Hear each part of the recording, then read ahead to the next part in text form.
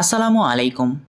মনে করেন আপনি চাচ্ছেন আপনার বাসার পানির ট্যাঙ্কিতে পানি শেষ হয়ে যাওয়ার সাথে সাথে মোটরটা অটোমেটিক চালু হয়ে যাবে এবং একটা নির্দিষ্ট লেভেল পর্যন্ত পানি আসার পর মোটর অটোমেটিক বন্ধ হয়ে যাবে।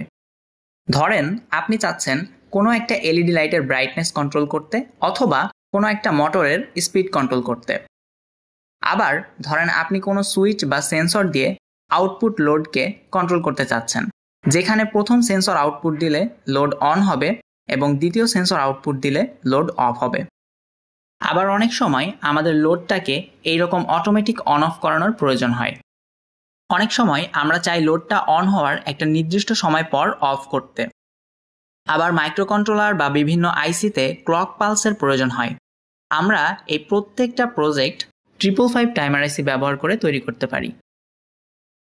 555 টাইমার আইসি ব্যবহার করে এরকম অসংখ্য প্রজেক্ট খুব সহজেই তৈরি করা যায়।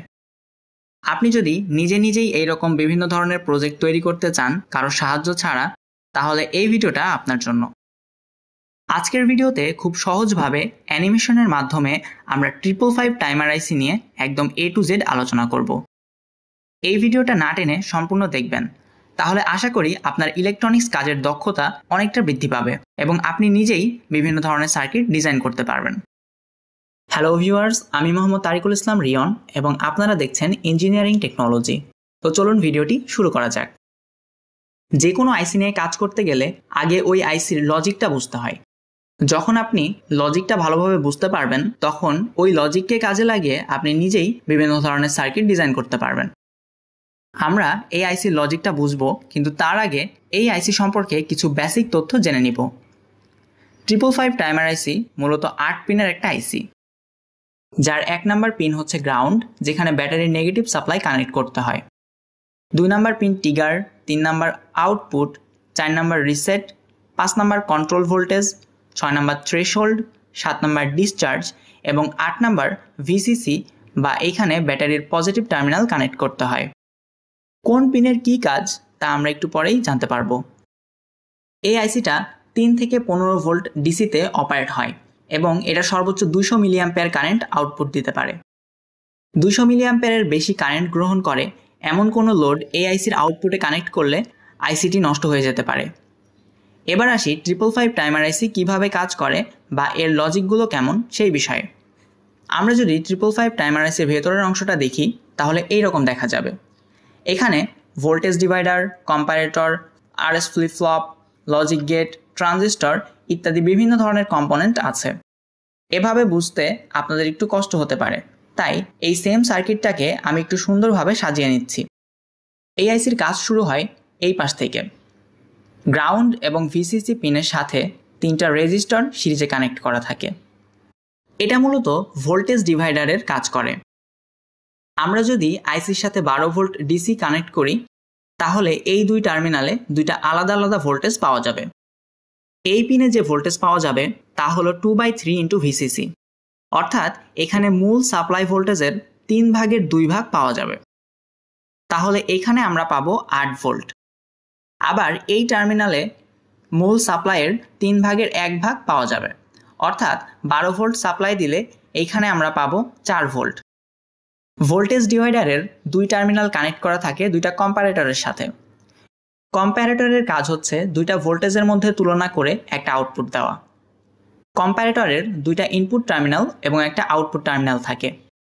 এই পিনটা হচ্ছে নন ইনভার্টিং পিন আর এই পিনটা হচ্ছে ইনভার্টিং পিন।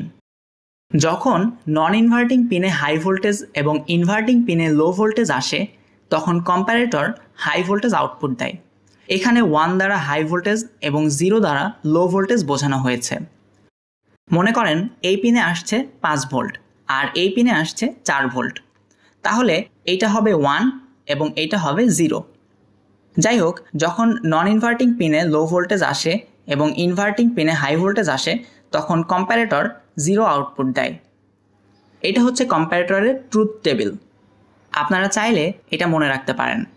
প্রথম কম্প্যারেটরের ইনভার্টিং পিন সবসময় একটা নির্দিষ্ট ভোল্টেজ পায়, কারণ এটা ভোল্টেজ ডিভাইডারের সাথে কানেক্ট করা থাকে। আর নন ইনভার্টিং পিন থ্রেশহোল্ড পিন হিসাবে বাইরে আসে। এখানে আমাদের প্রথম কম্প্যারেটরের ইনভার্টিং পিনের ভোল্টেজ 8 ভোল্ট এখন আমরা যদি থ্রেশহোল্ড পিনে 8 এর চেয়ে বেশি ভোল্টেজ দেই তাহলে আউটপুট হবে হাই বা 1, আর যদি 8 এর চেয়ে কম ভোল্টেজ দেই তাহলে আউটপুট হবে লো বা 0। আবার ঠিক একইভাবে 2 নাম্বার কম্প্যারেটরের নন ইনভার্টিং পিনটা রেফারেন্স ভোল্টেজ হিসাবে সবসময় 4 ভোল্ট পাবে এবং এর ইনভার্টিং পিনটা ট্রিগার পিন হিসাবে বাইরে আসবে।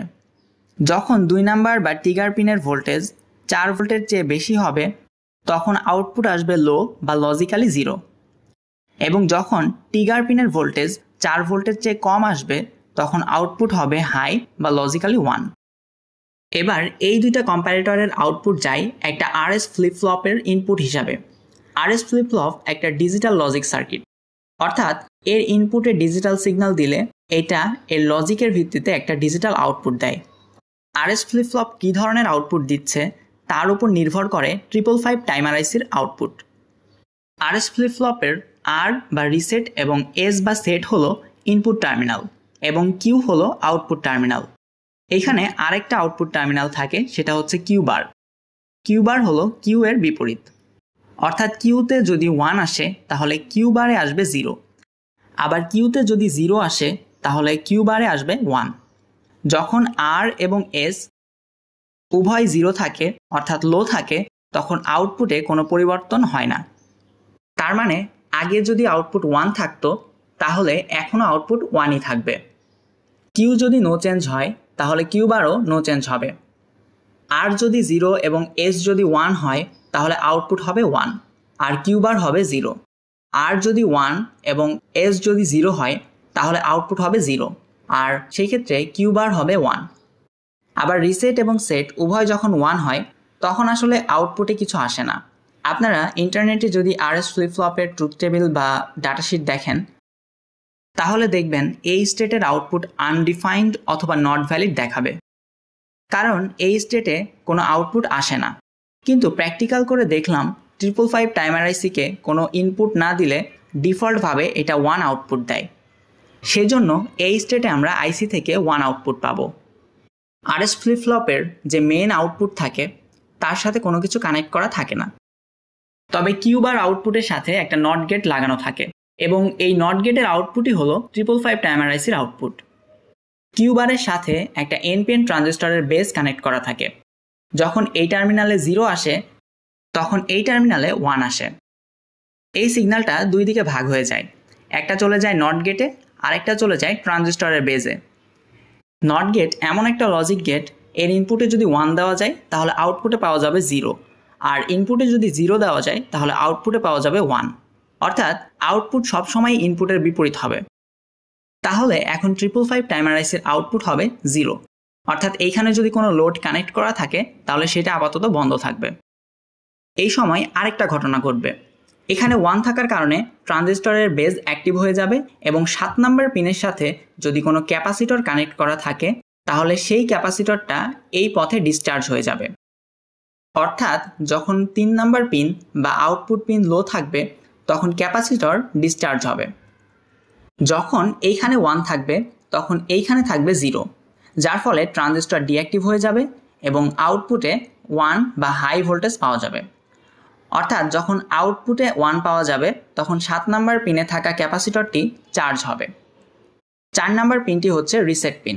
যদি এই পিনে একটা নেগেটিভ সাপ্লাই দেওয়া যায় তাহলে আইসি রিসেট হয়ে যাবে, আর যদি রিসেট করার প্রয়োজন না হয় তাহলে এই পিনটিকে সবসময় পজিটিভ ভোল্টেজ বা ভিসিসি এর সাথে কানেক্ট করে রাখতে হয়।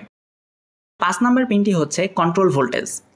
এই পিনটি কম্প্যারেটরের ইনভার্টিং পিনের সাথে কানেক্ট করা থাকে। যদি 12 ভোল্টের সাপ্লাই দেওয়া যায় তাহলে ডিফল্টভাবেই এই দুই রেফারেন্স পয়েন্টে যথাক্রমে 8 এবং 4 ভোল্ট পাওয়া যাবে, কিন্তু মনে করেন এখানে আপনার প্রয়োজন 10 ভোল্ট রেফারেন্স, তখন আপনি চাইলে কন্ট্রোল ভোল্টেজ পিনে সরাসরি 10 ভোল্ট সাপ্লাই দিতে পারবেন। এটাই হচ্ছে কন্ট্রোল ভোল্টেজ পিনের কাজ। যদি এক্সটার্নালভাবে কোনো রেফারেন্স ভোল্টেজ দেওয়ার প্রয়োজন না হয় তাহলে এই পিনটিকে 1 থেকে 10 ন্যানোফ্যারাডের কোনো একটা সিরামিক ক্যাপাসিটর দিয়ে গ্রাউন্ডের সাথে কানেক্ট করে রাখতে হয়। 555 টাইমার আইসির আউটপুট পিন 1টি এবং ইনপুট পিন মূলত 3টি, ট্রিগার, থ্রেশহোল্ড এবং কন্ট্রোল ভোল্টেজ। এর মধ্যে কন্ট্রোল ভোল্টেজটা তো সবসময় ব্যবহার হয় না। ট্রিগার এবং থ্রেশহোল্ড এই দুটা পিনই বেশি ব্যবহার করা হয়। এই তিনটি পিনের ভ্যালু চেঞ্জ করার মাধ্যমে আউটপুট পরিবর্তন করা হয়।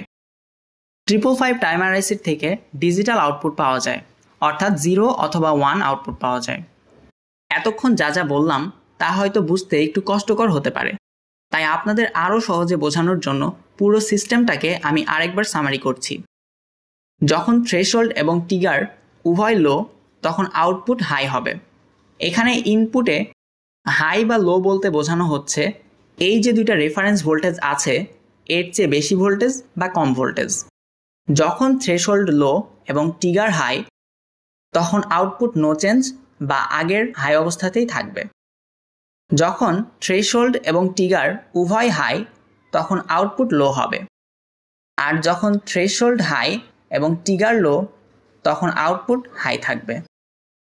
এতক্ষণ আমরা যা যা অ্যানিমেশনের মাধ্যমে দেখলাম তা এবার প্র্যাকটিক্যালি দেখব।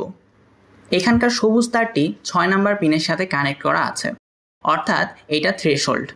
আর নীল তারটি 2 নাম্বার পিনের সাথে কানেক্ট করা আছে, অর্থাৎ এটা ট্রিগার পিন। যখন 2 নাম্বার এবং 6 নাম্বার উভয় লো, তখন আউটপুট হাই। যখন 2 নাম্বার হাই এবং 6 নাম্বার লো, তখন আউটপুট নো চেঞ্জ। যখন 2 নাম্বার এবং 6 নাম্বার উভয় হাই, তখন আউটপুট লো। যখন 6 নাম্বার হাই এবং 2 নাম্বার লো, তখন আউটপুট হাই। এই স্টেটটাকেই ইনভ্যালিড বা আনডিফাইন্ড বলা হয়। 555 টাইমার আইসি মূলত 3টি মুডে কাজ করে। তার মধ্যে প্রথম মুডটি হলো অ্যাস্টেবল মাল্টিভাইব্রেটর, যেখানে কন্টিনিউয়াসলি 0 এবং 1 আউটপুট পাওয়া যায়। দ্বিতীয়টি হচ্ছে মনোস্টেবল মাল্টিভাইব্রেটর, যেখানে একটা সুইচ বা সেন্সর দ্বারা আউটপুটকে কন্ট্রোল করা হয়। আর তৃতীয় মুডটি হচ্ছে বাইস্টেবল মাল্টিভাইব্রেটর, যেখানে আউটপুটকে অন এবং অফ করার জন্য দুইটা আলাদা সুইচ বা সেন্সর ব্যবহার করা হয়। এই 3টি মোডকে যদি আপনারা ঠিকমতো বুঝতে পারেন, তাহলে 555 আইসি বা এটা দিয়ে কিভাবে কাজ করা যায় তা আপনাদের কাছে আরও বেশি ক্লিয়ার হয়ে যাবে। আপনারা যদি এগুলোর এক্সপ্লেনেশন ভিডিও দেখতে চান, তাহলে অবশ্যই কমেন্ট করে জানাতে পারেন। আমরা অনেক সময় এলডিআর বা বিভিন্ন সেন্সর দিয়ে কোনো সার্কিট তৈরি করলে বিশেষ কিছু সময়ে বিভিন্ন সমস্যা দেখা দেয়। যেমন এলডিআর দিয়ে দিনে বন্ধ থাকবে এবং রাতে জ্বলবে এমন সার্কিট তৈরি করলে সন্ধ্যা বা ভোরের দিকে লাইট বারবার এরকম ফল্ট সুইচিং করে। এই সমস্যা থেকে বাঁচার জন্য আমরা 555 টাইমার আইসি ব্যবহার করতে পারি। তাহলে আর ফল্ট সুইচিং হবে না এবং সার্কিটটা নিরাপদ থাকবে। ভিডিওটি যদি ভালো লেগে থাকে তাহলে অবশ্যই একটা লাইক, কমেন্ট এবং ইঞ্জিনিয়ারিং টেকনোলজি চ্যানেলটিকে সাবস্ক্রাইব করে পাশে থাকা বেল আইকনটি অল করে দিন, যেন আমার আপলোড দেওয়া প্রত্যেকটা ভিডিও সবার আগে আপনার কাছে পৌঁছে যায়। আজকের মতো এ পর্যন্তই। সবাই ভালো থাকবেন, সুস্থ থাকবেন। আল্লাহ হাফেজ।